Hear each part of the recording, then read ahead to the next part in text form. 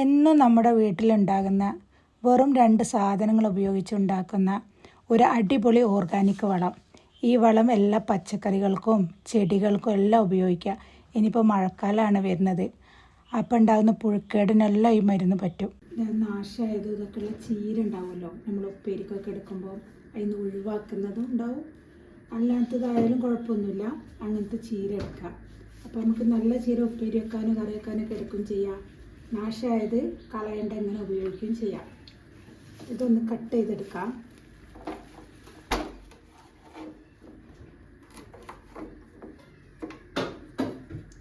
ഇതിൻ്റെ തണ്ടും ഇലയൊക്കെ ഇതേപോലെ ഒന്ന് കട്ട് ചെയ്തെടുത്താൽ മതി. അത് ഏത് വലുപ്പത്തിലായാലും കുഴപ്പമൊന്നുമില്ല, നമ്മൾ എടുക്കുന്ന പാത്രത്തിലേക്ക് ഇടാൻ കഴിയണം എന്നുള്ളൂ. കട്ട് ചെയ്യണം, അങ്ങനെ ഇടരുത്. കഴുകുകയൊന്നും ചെയ്യേണ്ട, അങ്ങനെ എടുത്താൽ മതി. എന്നിട്ട് ഇതൊരു പാത്രം എടുത്തിട്ടുണ്ട്, അതിലേക്ക് അരിഞ്ഞ് ചീര ഇട്ട് കൊടുക്കാം.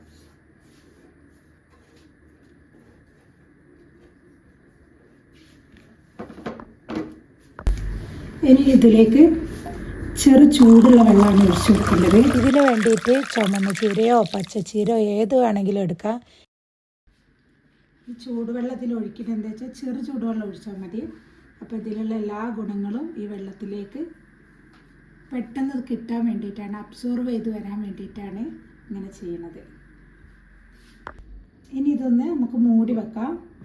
ഇതൊരു 24 hours വെക്കണം, അപ്പോഴാണ് ഇതിൻ്റെ എല്ലാം ആ വെള്ളത്തിലേക്ക് കിട്ടുള്ളൂ.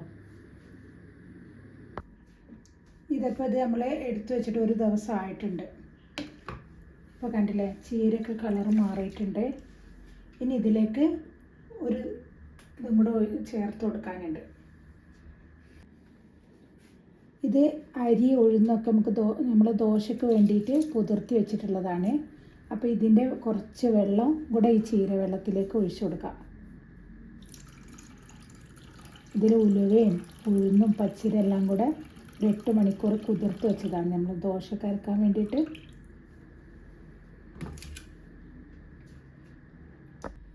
ഇനി ഇതെല്ലാം കൂടി ഒന്ന് മിക്സ് ചെയ്തെടുക്കാം. ഇനി ഇതേപോലത്തെ ഒരു ബോട്ടിലേക്ക് ഇതിൻ്റെ വെള്ളം മാത്രം ഒന്ന് ഒഴിച്ചു കൊടുക്കാം.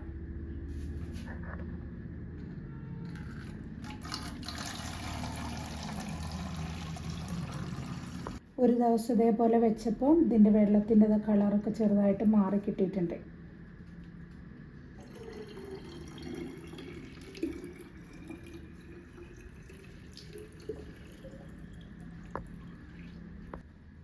ഇനി ഇതേപോലെ ഒരു സ്പ്രേയറും കൊണ്ട് നമുക്കതൊന്ന് അടച്ചു കൊടുക്കാം. ഇനി ഇതെങ്ങനെയാണ് ഉപയോഗിക്കേണ്ടതെന്ന് പറഞ്ഞുതരാം.